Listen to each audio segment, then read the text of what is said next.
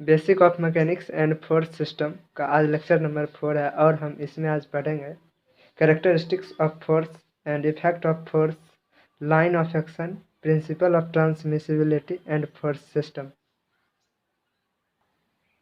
तो चलिए स्टार्ट करते हैं। कैरेक्टरिस्टिक्स ऑफ फोर्स, फोर्स का कैरेक्टर क्या है, इस चीज़ के बारे में हम कैरेक्टरिस्टिक्स ऑफ फोर्स पढ़ते हैं। तो इसका फर्स्ट पॉइंट लेते हैं।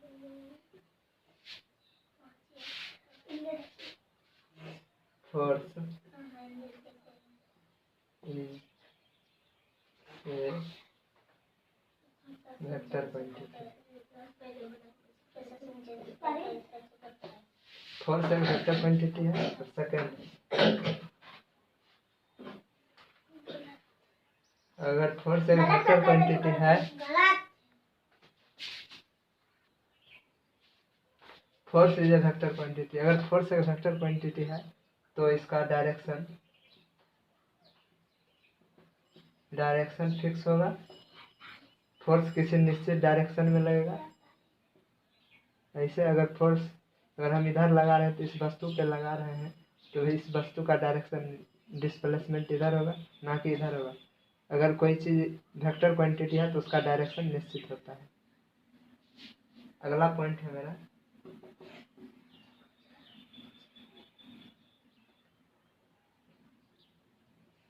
फोर्स का कुछ मैग्नीट्यूड होता है, तीव्र होता है। जैसे 10 न्यूटन, 20 न्यूटन, 30 न्यूटन, ये क्या है? फोर्स है। और इस पे एरो लगाना अनिवार्य है। एरो बताता है फोर्स का डायरेक्शन और न्यूटन बताता है इसका मैग्नीट्यूड, कितना फोर्स लग रहा है। इससे पता चलता है फोर्स एक वेक्टर क्वांटिटी है और इससे पता चलता है 10 न्यूटन से कि फोर्स का कुछ मैग्नीट्यूड है। फोर्थ पॉइंट है इसका, force always acting in a fixed direction. Fourth point है force always acting in a fixed direction. Force हमेशा एक निश्चित दिशा में लगता है। अगर हम फोर्स इधर लगा रहे हैं तो ये वस्तु इधर ही जाएगा, ना कि इधर जाएगा। इधर कब जाएगा? जब हम इधर से इधर फोर्स लगाएंगे, नॉर्थ की ओर और साउथ की ओर। अगर हम फोर्स नॉर्थ की ओर लगा रहे हैं इस साइड तो वस्तु इधर ही जाएगा और इसका डायरेक्शन फिक्स है नॉर्थ की ओर। अगर हम फोर्स इधर से लगा रहे हैं साउथ की ओर तो वस्तु साउथ की ओर डिस्प्लेस होगा, ना कि नॉर्थ की ओर। इससे फोर्स का डायरेक्शन फिक्स होता है। Force always acting in a fix direction. अगर फोर्स का डायरेक्शन फिक्स होता है, वह किसी निश्चित डायरेक्शन में ही लगता है, एक्टिंग करता है। इसको नोट कर लीजिए। अब मेरा नेक्स्ट पॉइंट है इफेक्ट ऑफ फोर्स। तो स्टार्ट करते हैं इफेक्ट ऑफ फोर्स। तो इसका फर्स्ट पॉइंट लेते हैं, इट में फोर्स, इट में change the state of motion of an object. It के जगह क्या है? Force change the state of motion of an object. किसी भी ऑब्जेक्ट, यदि कोई ऑब्जेक्ट मोशन में है तो उसके मोशन को चेंज कर सकता है। अगर वो 10 किलोमीटर पर आवर के स्पीड से चल रहा है तो उसको 5 किलोमीटर पर आवर कर देगा, या तो उसको 15 किलोमीटर पर आवर कर देगा। यानी 10 से कितना भी आगे कर सकता है, कितना भी कम कर सकता है फोर्स। और सेकंड इसका इफेक्ट है, इट में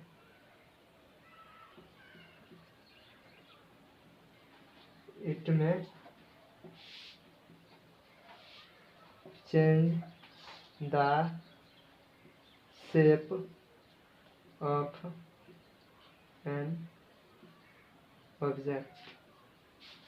इट में फोर्स चेंज कर सकता है, शेप चेंज कर सकता है एक ऑब्जेक्ट का।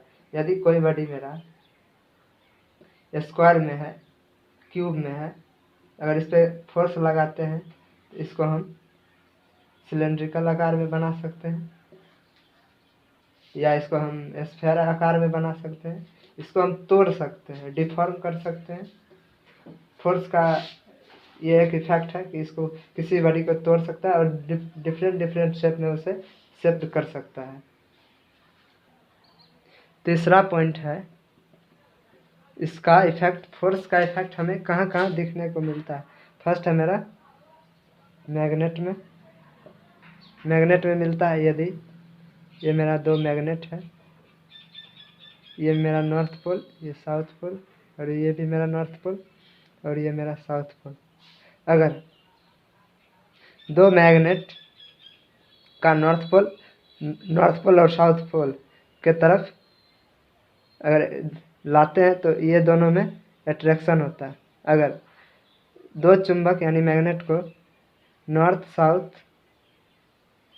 साउथ नॉर्थ दोनों का जो पोल है साउथ या नॉर्थ लाएंगे एक साइड में तो इसके बीच रिपेल होगा। रिपेल मीन्स ये दोनों एक दूसरे से अलग होगा और साउथ नॉर्थ या नॉर्थ साउथ को एक साथ लाएंगे दोनों में अट्रैक्ट होगा, सट जाएगा और ये हट जाएगा। इसमें रिपेल होगा, ये हटेगा और ये सटेगा। इससे हमें क्या है, फोर्स के कारण इसमें रिपेल होता है और इसमें अट्रैक्ट होता है। इसमें रिपेल होता है और इसमें अट्रैक्ट होता है। अगर दो अलग अलग पोल है साउथ नॉर्थ तब इसमें अट्रैक्शन होगा, और साउथ या नॉर्थ रहेगा तो इसमें रिपल्सन होगा, यानी दोनों हटेगा। फोर्स का इफेक्ट हमें मैग्नेट में भी देखने को मिलता है। और चौथा पॉइंट है हमें कहाँ, इलेक्ट्रिक फील्ड,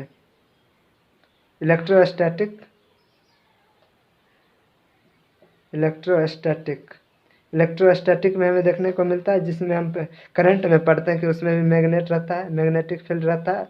मैग्नेटिक फील्ड में हमें फोर्स उसमें पता चलता है कि इस मैग्नेटिक कारण, और इलेक्ट्रोस्टैटिक में इलेक्ट्रिक फील्ड के कारण उसमें फोर्स लगता है। इसमें इलेक्ट्रोस्टैटिक में भी पढ़ते हैं, इसमें फोर्स लगता है किसी दो वायर के बीच में। पांचवा मेरा है ग्रेविटेशनल। हर एक बॉडी के पास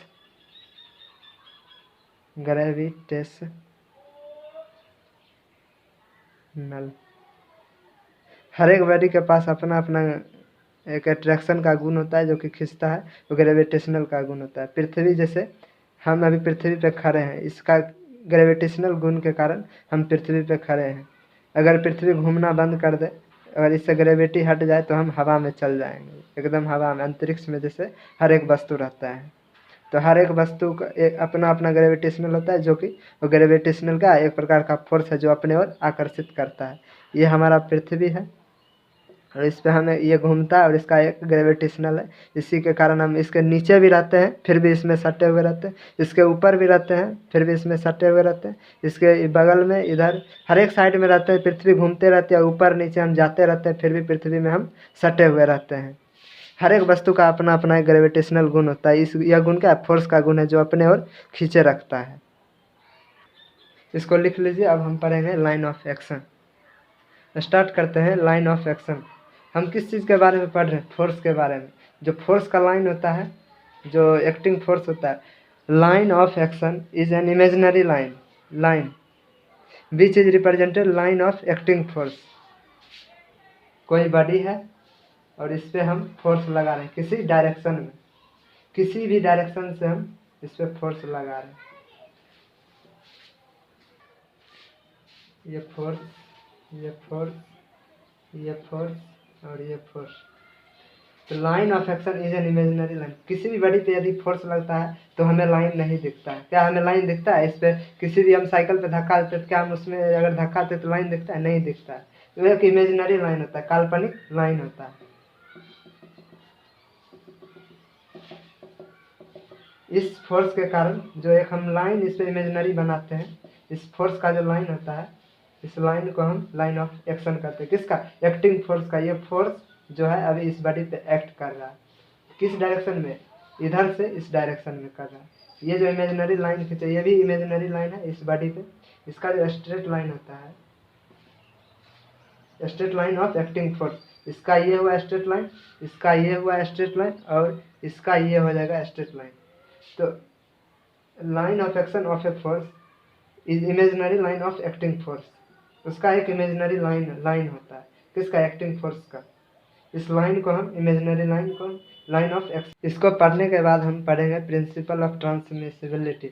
अगर हम इसको नहीं पढ़े रहते तो हम प्रिंसिपल ऑफ ट्रांसमिसिबिलिटी नहीं समझ सकते, इसीलिए हमें इसको समझाना था। इसको नोट डाउन कर लीजिए। अब स्टार्ट करते हैं प्रिंसिपल ऑफ ट्रांसमिसिबिलिटी। चलिए समझते हैं principal of transmissibility. It state that the condition of motion और equilibrium of a body remains unchanged at force acting at a given point is replaced by same magnitude, same direction and same line of action but acting at different point। तो इसको अब अच्छे से समझते हैं। पहला करा it state that condition of motion. First है condition of motion, principle of transmissibility. कोई गाड़ी है जो कि मोशन में है,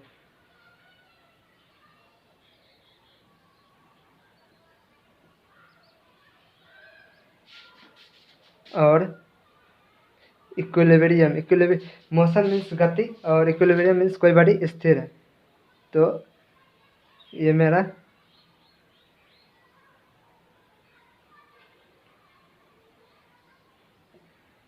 इक्विलिब्रियम वाला बॉडी बना है और ये मोशन वाला बना है। इस पर कोई फोर्स लगा रहे हैं, इसका ये लाइन ऑफ एक्शन हुआ जो कि अभी हम जस्ट पढ़ चुके हैं। फोर्स का जो स्ट्रेट लाइन होता है उसको हम लाइन ऑफ एक्शन कहते हैं। Right state that in condition of motion equilibrium को छोड़ देते हैं फिलहाल। A body condition of motion, a body remains unchanged at acting force at given point. अगर हम किसी बॉडी पे इधर से धक्का देके फोर्स लगा रहे हैं गाड़ी पे, कि यदि कोई गाड़ी खराब हो गई और हम उसको धक्का देके स्टार्ट करते हैं और पीछे से फोर्स लगाते हैं एक लाइन ऑफ एक्शन से, फोर्स का लाइन कह रहा है रिमेन्स अनचेंज्ड, वह चेंज नहीं होगा उसका कोई भी गुण कारण और उसका डायरेक्शन दिशा। कब, जब अगर हम कोई गाड़ी खराब हो गई तो हम उसको धक्का देकर स्टार्ट करते हैं, वह उसी बॉडी को यदि हम रस्सी से बांध के उसी लाइन ऑफ एक्शन पर रस्सी बांध के यदि खींचते हैं, अगर इस पर हम 10 न्यूटन का फोर्स लगा रहे हैं साउथ की डायरेक्शन में, अगर धक्का दे रहे हैं तो उसी बॉडी पे यदि हम 10 न्यूटन का बल साउथ की ओर रस्सी बांध कर खींच रहे हैं तो जैसा इफेक्ट इस गाड़ी पे धक्का देने से पड़ेगा वैसा ही इफेक्ट इस गाड़ी पे रस्सी से बांध कर खींचने पे पड़ेगा। अगर इस गाड़ी को हम 10 न्यूटन पीछे से धक्का देकर यदि गाड़ी को चला सकते हैं तो 10 न्यूटन का फोर्स रस्सी से बांध कर हम इस गाड़ी को खींच कर भी चला सकते हैं। प्रिंसिपल ऑफ ट्रांसमिसिबिलिटी में यही कहा गया है कि सेम लाइन ऑफ एक्शन पे डिफरेंट पॉइंट, अगर हम ये एक इसका लाइन ऑफ एक्शन हुआ फोर्स का, अगर हम पीछे ये पॉइंट है लाइन ऑफ एक्शन का एक पॉइंट, अगर यहाँ से हम किसी बॉडी को धक्का देकर अगर आगे बढ़ा देते हैं तो अगर उसी लाइन ऑफ एक्शन पे इस बॉडी यहाँ पे अगर रस्सी बांध के खींचते हैं, सेम मैग्नीट्यूड यानी 10 न्यूटन, सेम डायरेक्शन यानी साउथ ले लेते हैं सपोज में, अगर उसी लाइन ऑफ एक्शन पे डिफरेंट पॉइंट पे क्या करा डिफरेंट पॉइंट पे same magnitude and same direction, same magnitude मेरा 10 न्यूटन मान के ले लेते हैं और सेम डायरेक्शन मेरा साउथ ले लेते हैं, और different point of A same line of action, एक ही लाइन ऑफ एक्शन पे डिफरेंट पॉइंट पे यदि हम उतना ही फोर्स लगा के उसी डायरेक्शन में चलते हैं तो जो पहले वाला इफेक्ट दिख रहा था वही दूसरे वाला भी इफेक्ट दिखेगा। अब आता है इक्विलिब्रियम के कंडीशन में। यदि हम इस पर 10 न्यूटन का फोर्स लगा के इसको स्थिर रखते हैं, ऊपर से 10 न्यूटन का फोर्स लगा के इसको नीचे की ओर स्थिर रखते हैं इसका डाउनवर्ड डायरेक्शन में, या इस बॉडी को हम इसको रस्सी लगा के टांग देते हैं हुक लगा के, कितना इसका फोर्स का लाइन ऑफ एक्शन ये हो गया है, 10 न्यूटन का फोर्स नीचे की ओर लगा रहे हैं यानी कैरी किए हुए हैं रस्सी लगा के, तो इसका फोर्स का डायरेक्शन ऊपर हो गया है। फोर्स का अगर किसी भी रस्सी से कैरी करते हैं तो उसका फोर्स का डायरेक्शन ऊपर हो जाता है रस्सी का। इसको हम 10 न्यूटन का फोर्स लगा के डाउनवर्ड में कैरी किए हैं। अगर वही अगर एक रड ले लेते हैं और इसको ऊपर सेम लाइन ऑफ एक्शन में उसी डायरेक्शन में है रस्सी में, यहाँ रस्सी से ऊपर खींचे हुए थे, यहाँ रड लगा के ऊपर करते हैं 10 न्यूटन का अपवार्ड फोर्स लगाते हैं। रस्सी में अपवार्ड फोर्स लगता है क्योंकि इसको हम घींच रहे हैं ऊपर की ओर, और एक रड से लगाते हैं ऊपर की ओर फोर्स, तो 10 न्यूटन और अपवार्ड की ओर। जो इसमें इफेक्ट दिखेगा वही इफेक्ट इसमें भी दिखेगा। यहाँ भी बॉडी रुका हुआ है रस्सी से खींचने पर, यहाँ भी बॉडी रुका हुआ है एक रड के सहारे। ये हुआ इक्विलिब्रियम में प्रिंसिपल ऑफ ट्रांसमिसिबिलिटी, और ये हुआ मोशन में प्रिंसिपल ऑफ ट्रांसमिसिबिलिटी।